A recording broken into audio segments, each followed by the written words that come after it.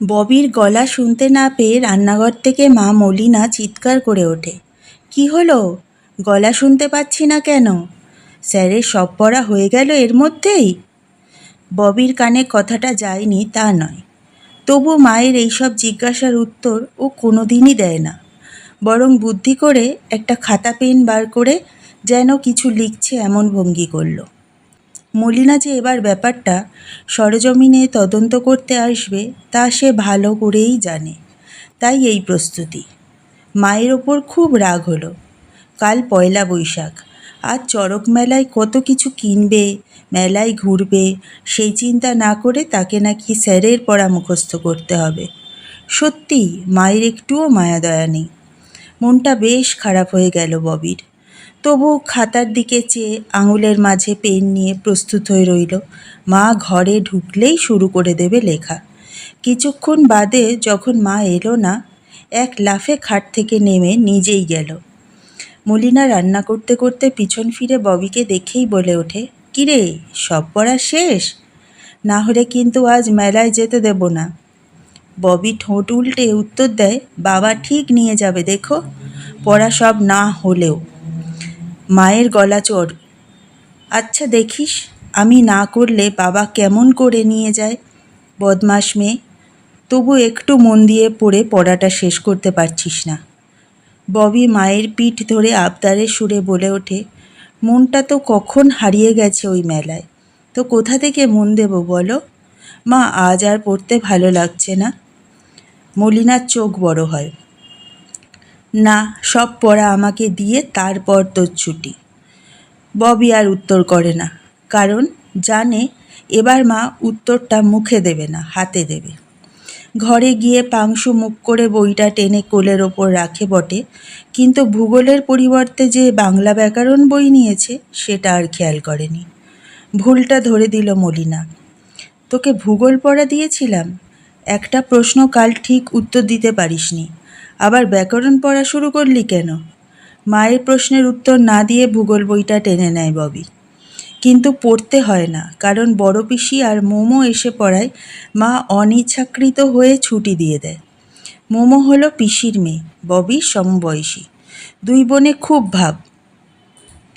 প্রত্যেক পয়লা বৈশাখেই বড় পিসি আসে। ববি ছোট হলেও বেশ বুঝতে পারে পিসির সংসারে খুবই অর্থকষ্ট। পিসেমশাই সেলসম্যানের কাজ করে খুব কষ্টেই সংসারটা টানে। এইসব কথা ববিকে কেউ বলেনি, কিন্তু বাবা মায়ের আলোচনা শুনে বুঝেছে। মোমোকে দেখে ববির মন খারাপটা এক নিমেষেই কী করে যেন ভালো হয়ে গেল। দুজনে এক দৌড়ে ছাদের চিলেকোঠায় হাজির। এই ঘর ওদের খুব প্রিয়। কত দুপুর মায়ের শুকোতে দেওয়া আচার খেতে খেতে গল্প করে কাটিয়েছে। যতই ছোট থাক, সব মনে আছে। মোমো ঘরের চৌকাঠে বসে মোড়া ঠোঙাটা খুলে ববির সামনে মেলে ধরে বলে, এই দেখ, তোর প্রিয় প্রজাপতি বিস্কুট এনেছি। ববি খুশি হয়ে বলে ওঠে, তোর মনে আছে?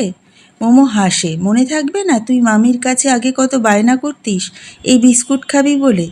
দুজনের গল্প যেন আর শেষ হয় না, তবু মায়ের তলবে নিচে নামতে হয়। ববি নেমে একটু অবাক হয় এবার। বাবা মা আর পিসি যেন কেমন গম্ভীর হয়ে আছে। কারণটা জানার ইচ্ছে থাকলেও উপায় নেই। মোমো কিন্তু ওর ইচ্ছে পূরণ করে দিল, কারণ ও জানতো এবারে ওর মা মামার সাথে কি আলোচনা করতে এসেছে। ববি শুনল পিসি সম্পত্তির ভাগ বুঝে নেবে, কারণ এটা এখন মেয়েদের নিজেদের অধিকার। ববি খুব বেশি জটিলতা না বুঝলেও এটা স্পষ্ট বুঝল যে এত সহজে ওর বাবা মা রাজি হবে না। মোমোকে মুখে কিছু না বললেও মনটা পুনরায় খারাপ হয়ে গেল। আরও খারাপ হলো যখন দেখল পিসি সেদিনই মোমোকে নিয়ে বাড়ি ফিরে গেল। বড়দের ব্যাপারে কোনো প্রশ্ন করা বারণ, তাই সবটা বুঝেও না বোঝার ভান করে খাটে বই নিয়ে পড়তে বসে গেল ববি। বাবা এই সময় মেয়েকে পড়তে দেখে একটু অবাক হয়ে প্রশ্ন করল, কী রে, মেলায় যাবি না? এখন আবার পড়তে বসে গেলি কেন? ওঠ, তৈরি হয়ে নে। কথা শেষ হওয়ার আগেই মা ঘরে ঢুকে বেশ ঝাঁঝালো সুরে বলে উঠল, ওই যে সকালে আমি বকেছিলাম পড়া শেষ হলে তবে মেলায় যেতে দেব বলেছিলাম, সেই জন্য তোমার মেয়ের গোঁসা হয়েছে। কথাটা বলেই ববির দিকে তাকিয়ে বলে উঠল, থাক, অনেক হয়েছে, এবার উঠে রেডি হও। ববি কিন্তু সেদিন মেলায় গেল না, তবে পেটের যন্ত্রণার বাহানা করতে হলো তার জন্য। নুন চিনির জলও খেতে হলো অনিচ্ছা সত্ত্বেও। তবু মোমো ছাড়া ওর মন চাইল না মেলায় যেতে। আসলে বড়রা ভাবে সব বিষয়ে ছোটদের মাথা দেওয়া উচিত নয়, কিন্তু তাদের সব কিছুই যে ছোটদের কোমল মনে কাঁটার মতো বেঁধে তা তারা ভুলে যায়।